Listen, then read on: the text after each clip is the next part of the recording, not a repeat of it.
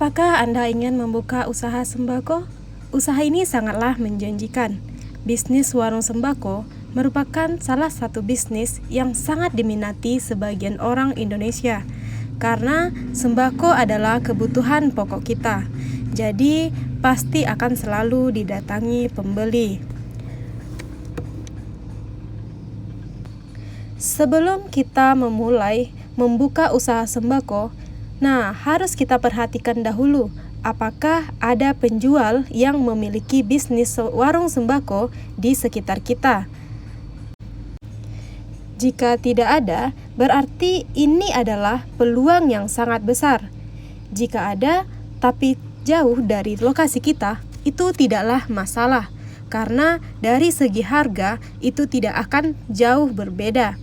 Dan setiap warung sembako pasti akan ada rezekinya masing-masing. Sebelum memulai usaha warung sembako, ada beberapa tips yang harus kita perhatikan.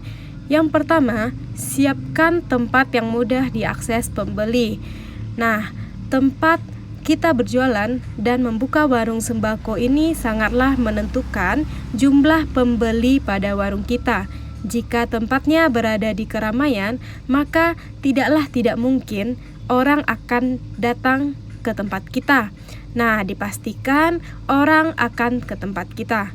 Apalagi jika warung kita berada di pinggir jalan, maka secara tidak sengaja orang akan mampir untuk membeli. Yang kedua, riset pasar. Perhatikan tingkat persaingan. Pergilah ke 3 toko sembako yang ramai, lalu amatilah dagangan apa yang paling laris. Dengan demikian kita dapat menentukan jenis barang apa yang akan menjadi prioritas kita untuk kita beli. Kemudian siapkan modal. Modal boleh sedikit dan itu dapat kita tambah secara bertahap. Saya awal membuka warung itu dengan modal tidak sampai 2 juta. Dari keuntungan yang saya peroleh, maka saya menambah barang dagangan saya di warung dengan secara bertahap. Di video saya yang sebelum ini, saya mencantumkan cara untuk mengisi barang warung sembako dengan modal di bawah 2 juta. Kemudian, carilah supplier terpercaya.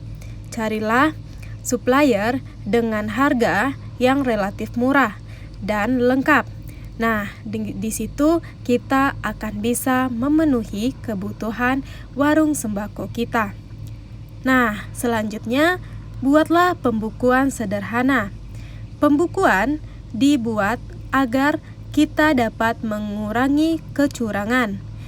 Dengan pembukuan jual beli kita tahu berapa keuntungan ataupun berapa kerugian kita. Tapi dari warung sembako ini bisa dikatakan kita akan selalu mendapatkan keuntungan. Kemudian miliki buku daftar harga. Untuk barang-barang yang harganya relatif sama dan relatif tetap, maka buatlah satu pembukuan khusus untuk daftar harga.